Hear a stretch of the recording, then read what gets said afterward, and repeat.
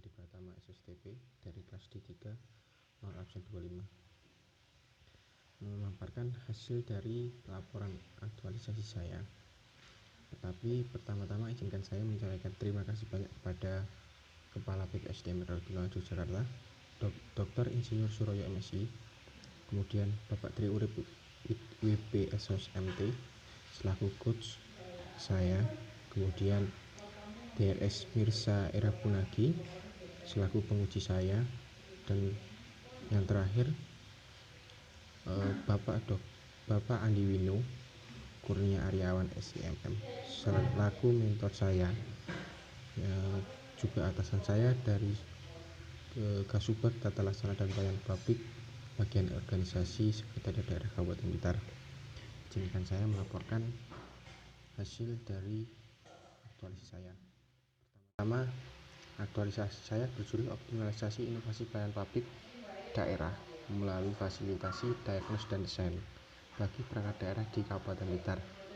Nah, dalam hal ini karena waktu dan berbagai hal, baik ada kendala dan sebagainya, saya fokus pada 5 perangkat daerah pelayanan dasar. Latar belakang dari pelaksanaan tersebut itu munculnya isu di mana belum optimalnya inovasi pelayanan publik daerah Kabupaten Blitar, dan disesuaikan dengan tupoksi saya di bagian tata laksana dan pelayanan publik. Di situ ada namanya fasilitasi inovasi. Nah, dari hal ini muncul gagasan karena saat ini pemerintah Kabupaten Blitar sudah melakukan gagasan inovasi 5D. Nah, yang telah dilaksanakan drum up, kemudian selanjutnya diagnosis, desain. Nah, dalam hal ini kami mengambil diagnosis dan desain karena apa? Karena saat ini sedang berjalan, prosesnya masih berjalan menyusun inovasi daerah yang lebih baik, sehingga muncul judul optimalisasi inovasi pelayanan publik daerah dengan fasilitasi inovasi dengan diagnosis dan desain bagi perangkat daerah Kabupaten Blitar. Latar belakang aktualisasi saya adalah karena saya posisi saat ini adalah masih CPNS, dan dasarnya bagi seorang CPNS untuk melakukan PNS adalah melakukan aktualisasi, yaitu pelatihan dasar yang mampu menginternalisasi, menerapkan, dan mengaktualisasikan, membuat dan menjadi kebiasaan habituasi. Kemudian hasil SKM tahun 2019, di mana kurang maksimalnya proses pelayanan masyarakat yang ada berdasarkan total SKM yang ada di tahun 2019 pada perangkat daerah pelayanan dasar, yaitu sebesar 82,95. Dalam hal ini masih terbilang cukup baik. Kemudian organisasi, kenapa saya organisasi, yaitu bagian organisasi ada tupoksi yang namanya fasilitasi inovasi. Nah, dari fasilitasi inovasi tersebut ada di subbagian saya yang diambil oleh Bapak Andi Wino, saya sebagai staf pelaksana di situ, yaitu subbagian tata laksana dan pelayanan publik, kemudian peraturan perundang-undangan, di mana perlu adanya sosialisasi terkait inovasi pelayanan publik. Nah, dari situ ada beberapa tahapan yang harus saya lakukan dari proses aktualisasi itu. Yang pertama adalah melakukan konsultasi dengan mentor, meminta persetujuan mentor, yaitu dari Bapak Andi Wino Kurnia, apa yang harus saya lakukan, apa yang harus saya kerjakan, dan bagaimana judulnya. Kemudian mengumpulkan data dukung. Dari data dukung untuk fasilitasi inovasi dan pelayanan publik itu berdasar dari SKM kemarin. Kemudian kita perlu masukan dari perangkat daerah yang kita tuju. Kedua, melakukan konsultasi dengan instansi terkait, karena tanpa kita harus koordinasi dan konsultasi, karena nanti itu adalah inovasi itu harus berbasis IT, kebanyakan berbasis IT biar masyarakat bisa melaksanakan, masyarakat muda dengan posisi geografis yang Kabupaten Blitar terdiri dari 22 kecamatan yang terdiri dari daerah dataran tinggi dan dataran rendah, dan masih pelosoknya ada beberapa daerah yang masih pelosok.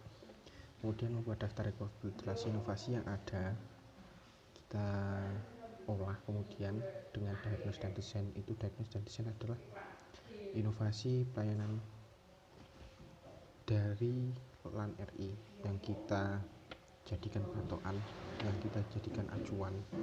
Sebenarnya ada 5: drum up, diagnose, desain. Drum up itu sudah, diagnose dan desain itu ide inovasi dan rencana aksi. Itu yang perlu kita lakukan saat ini, di mana era IT tinggi dan saat ini saat memasuki era inovasi.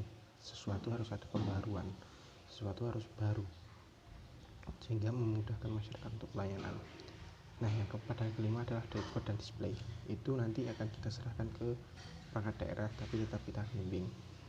Dan deliver display itu kita mungkin minta bantuan dari instansi terkait yang terkait IT untuk pembaruan dan lain sebagainya. Kemudian memberikan draft inovasi pada pimpinan integrasi, mungkin ada masukan dari pimpinan atau dari perangkat daerah lain, kemudian menyampaikan hasil perbaikan inovasi tersebut ke perangkat daerah yang setuju. Nah, kenapa saya mengambil ini? Karena tupoksi dari bagian sub tata laksana dan pelayanan publik daerah Kabupaten Blitar. Yang pertama, tugasnya itu mengumpulkan bahan penyusunan pedoman dan petunjuk jenis pembinaan tata laksana dan penataan sistem, metode, prosedur kerja dan pelayanan publik. Sedangkan fungsinya ada 7. Nah, yang paling utama adalah tupoksi ke-6, melaksanakan koordinasi dan fasilitasi peningkatan dan pengembangan inovasi pelayanan publik. Itu yang sangat digunakan saat ini. Kemudian saya mengacu pada Undang-Undang Nomor 25 Tahun 2009 terkait pelayanan publik, Permenpan 30 Tahun 2014 tentang pedoman inovasi pelayanan publik, Peraturan Bupati Nomor 38 Tahun 2017 tentang inovasi daerah, Perbup Nomor 79 Tahun 2019 tentang tupoksi bagian organisasi, di mana sebelumnya hanya sub bagian tata laksana. Kemudian ada Permendagri 56 Tahun 2019, akhirnya dirubah menjadi sub bagian tata laksana dan pelayanan publik. Metode yang saya gunakan yaitu untuk fasilitasi kita menggunakan diagnosis dan desain, dan di situ ada form, nanti kita sampaikan ke perangkat daerah. Itu sudah kita sampaikan, hasilnya sudah kita terima, tapi dengan adanya kendala yaitu COVID-19, kita bekerja sama dengan Kominfo untuk membuatkan website atau laman, sehingga kita cukup memberikan surat edaran via grup WhatsApp, menyampaikan pedoman pengisian kepada via grup WhatsApp, dan kemudian nanti perangkat daerah akan mengisi. Nah, karena memanfaatkan IT, di mana tadi tujuan awal saya ini cuma 5 perangkat daerah, saat ini ada lebih dari 5 perangkat daerah yang mengisi, tetapi patokan saya, dasar saya 5, karena dalam waktu 1 bulan, 1-2 bulan ini, mungkin dengan karena work from home dan juga keterbatasan kita untuk bertemu, kita cukup menggunakan grup WhatsApp, menyampaikan kepada perangkat daerah, silakan mengisi, karena yang diisi itu adalah form dan diagnosis dan desain. Itu hasilnya muncul. Form itu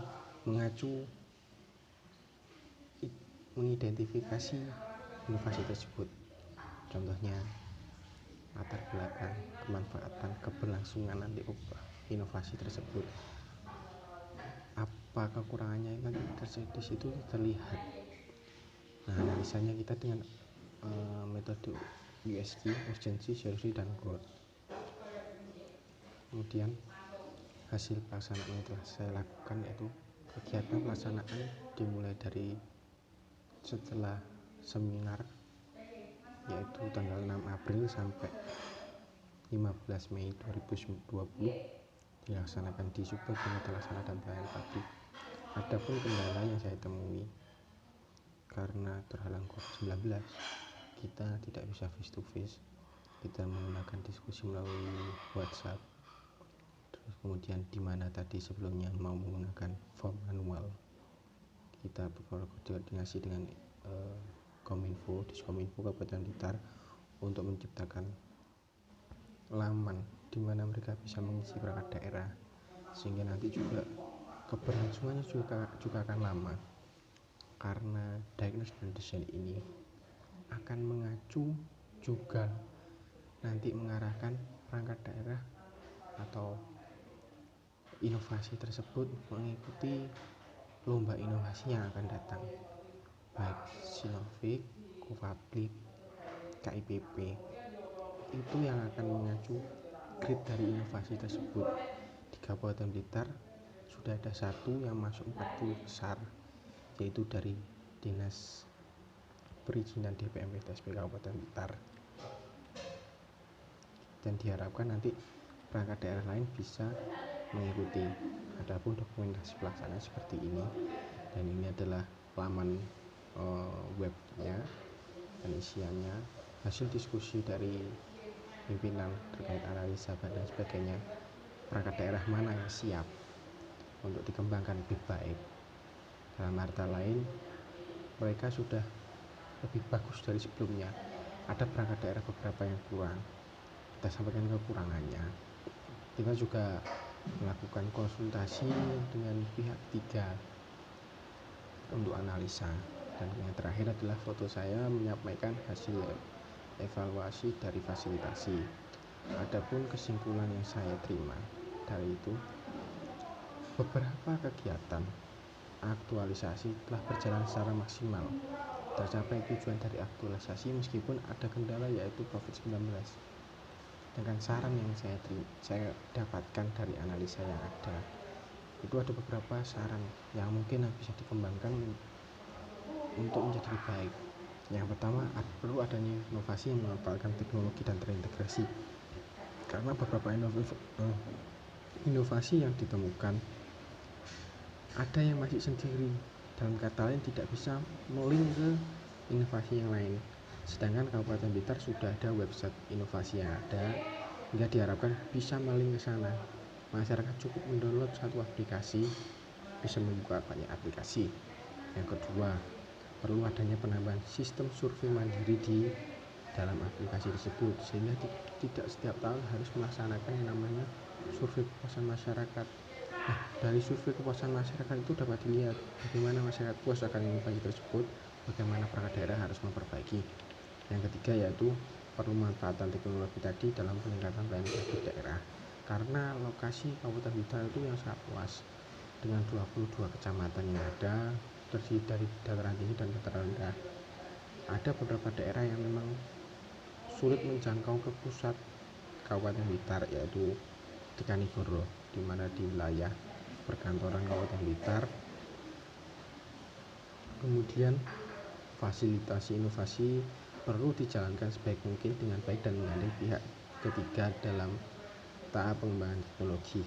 Dalam kata lain, bisa kita bekerjasama dengan instansi lain, contohnya bagian organisasi menyiapkan laman dengan Kominfo, konsultasi dengan pihak ketiga dari universitas terkait evaluasi apa yang harus kita kerjakan,